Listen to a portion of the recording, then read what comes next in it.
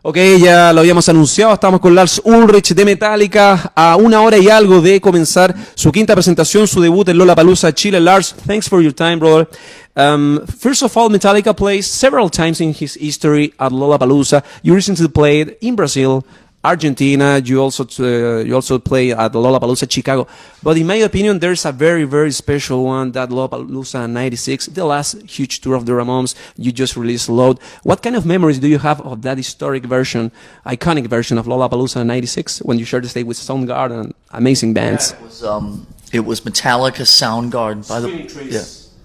By the way, thank you. Thank you for being here. Thank you. It's nice to be in Chile again. It was Metallica. Yeah, that's okay. It was Metallica and the Ramones and Soundgarden, and on a few of the shows it was Rage Against the Machine, which was very cool. It was the first time that we did the sort of the festival, and it was nice to just be out and play with all these bands that are friends of ours, peers of ours, and people that we respect and admire. It was a little bit. There was a little bit of a scene, because here comes the big bad heavy metal band to play on the sort of the festival. Yeah, but everything worked out fine. He was happy, the fans were happy. Everybody, so it's it's the same thing when we play. I don't know, like we played Glastonbury a few years ago. Sometimes people get a little, they get very overprotective of their, the fans. But it always works out, and I think we're very comfortable playing in those festivals. So we always go up and make everybody feel good, and it's always special. As you said, well, in general, Metallica fans are extremely demanding, and I feel that with this album, you finally managed to convince the majority, everyone. In your own words, so what's different about this album compared, for example, Death Magnetic? Well, the songs are probably a little more tighter, a little Dynamic? well, maybe slightly shorter, and they're a little less. The song too. Yeah, well, I think the songs are a little more physical. It's more about the groove, the feel, the bounce. Some of the stuff on Death Magnetic got quite kind of cerebral and quite progressive. Lots of starts and stops, and lots of stuff to remember. So I think the fans are very. They've taken to the new album very, very much, and I think maybe it's a little bit of an easier album to digest. A lot of people are calling it their favorite Metallica record since the Black Album, and so it's a good time. People love this record, and it's fun to play the new songs live. Do you feel closer to your roots in this phase of your career? I mean, you play in small venues as House of Bands in London, Webster Hall is a very cool venue at New York. You start your own label as the Underground Bands. Do you feel closer to the beginning of your career with this new phase of Metallica? That's a great question. I don't know if I can answer it yes or no. I can tell you that we're much more appreciative of all the goodwill that's coming our way. Our eyes are wide open to take in all the love and all the appreciation.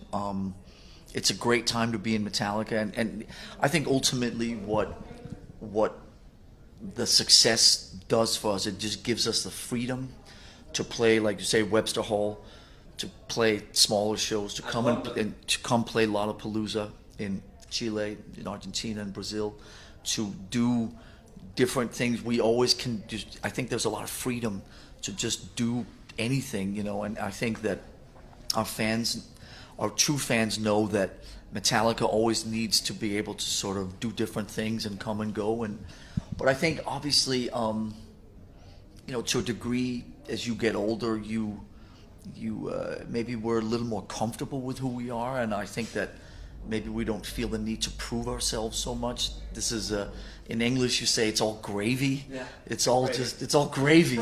So it's like we're out here, we're having a great time. I think we feel very introverted, and we're having fun and doing things for ourselves, and the fans really pick up on on that sort of organic and pure energy that comes from the band.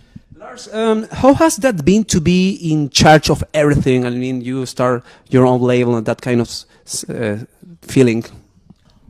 Well, I think being autonomous and being independent has always been in the Metallica spirit. We've never felt like we really belonged to anything specific. We've never felt like we were part of a movement or part of a wave. We've always kind of felt like loners. I've always felt like a loner, and I've always, I think that James and I, when we found each other, we connected over music, but we were always kind of felt disenfranchised and a little ostracized. And so being in a band and it gives you a sense of belonging to something. And so, we love what we have, and I think we always feel that we never really fit in anywhere. Now, obviously, people, whenever I say that in an interview, people, oh, you're the biggest band in the world, or whatever. But that doesn't mean very much. I still never quite feel like we. Well, I never feel like we really fit into anything. We're just always kind of in our own little world. But obviously, we have a lot of friends and fans with us, which makes it worthwhile. But being autonomous and independent is a great position to be in, because you never feel like you owe anybody anything. How has your relationship with James evolved after that huge crisis behind the Saint Anger cycle? I think it's in the best it's been now. I think we know where each of us are. We know much more about who each other is, and we know how far we can push each other. And I think that there's much more of a partnership going on than there used to be. And now we're not fighting to win an argument. We rarely argue over anything, and we try to sort of see each other's point of view much more. It's kind of it's called growing up. So it's kind of it's in a very good place, much more mature than it's been forever. James has been together for more than 35 years. That is more longer than many marriages that I know. Well, another topic about the Metallica iconic last decade, how it was to work with a guy as Lou Reed. Lou's, obviously one of the great legends of music, and of just being in the same space as him was incredible. It was very inspiring, and it was just, again, going back to the freedom that we're talking about. It's the freedom that we have to be able to go do stuff like that is very important to us. So I loved it. I'm very glad that we had that experience. I was very surprised. I didn't know how sick he was, so I was very surprised when he passed. It is true that in the studio sessions with Lou Reed, he challenged you to fight? He had a sword. Yeah, at one point. How did that happen? It wasn't in the studio sessions. It was afterwards when we were. There was some differences of opinion about which way the artwork should go. So Lou's very honest. He was just saying, like, let's fight it out. We'll meet in an alley. Really? We'll see what that. We'll take it out with swords. It's like, okay, Lou, that's what we'll do. And then 5 minutes later, he would forget, and it would be fine. I remember that David Bowie was fascinating too with Lulu. Did you have the chance to know him? I never. No, I don't think. Kirk and Rob met David Bowie. I know. I had to think about it for a second. Kirk and Rob met David. I don't think I ever met. If I ever met David Bowie, it was like hello, and then. But I never hung out with David Bowie, unfortunately. But I know Kirk and Rob spent a little bit of time with him at a show. And besides James, obviously, who is your best friend in music, Lars? A best friend in music? In music, maybe a manager, a musician. I don't know. A closer friend in music. As for example, Lou Reed with David Bowie, Iggy Pop with David Bowie. My best friend besides in James music. and Kirk, obviously. Okay. I don't think anybody's ever asked me that question before. Cool. That's glad to hear. I'm glad to hear that. I don't know where to go with that. My best friend, A closer friend. I don't know. probably Jerry Cantrell For Alice in Chains. from Alice in Chains. Yeah. Yeah. Well, cool. Glad to hear that too. Jerry Cantrell is a very, very cool guy. I knew that you went to Desert Trip, right? Yes, absolutely. What was your favorite show? I think Neil Young. Yeah, it's awesome, really. And the band that he has, a lot of young guys, a couple of Willie Nelson's kids backing him up. They're really awesome, really hard playing, and they inspire Neil to be like a kid again. It's really cool. Neil Young's forever young. Neil Young, it's in his name.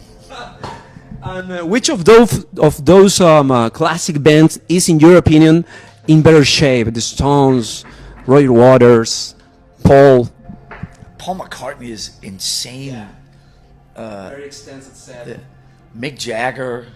I mean, they're all, listen, Charlie Watts, 73, whatever. I mean, I don't know if the fact that any of them do what they're doing, the fact that they're all up there playing, I think is, I don't know if anybody is more in shape, but it's very inspiring for us. We're 20 years younger, but I think hopefully we can get there. What do you think people's worst preconceptions of Metallica are? In all these years. I probably would say after all the Napster stuff, the preconception that Metallica is greedy and cares about money, and is like money hungry or money driven or whatever. That's a very big misconception. And also that Metallica doesn't care about technology. That's completely wrong. I mean, I have 37 Apple products just in my carry-on bag. So that's whoa, here comes the music. What is this? Maybe it's a electronic act. Chilean earthquake. No. Yeah. Any more, please? Oh, please. Well, you said a few minutes ago in an interview, I don't know, I'm not sure which magazine was, but you said before that you think that songs like Master of Puppets will be more difficult to play as you get older, Lars. Is there any Metallica song that you feel you can barely play right now?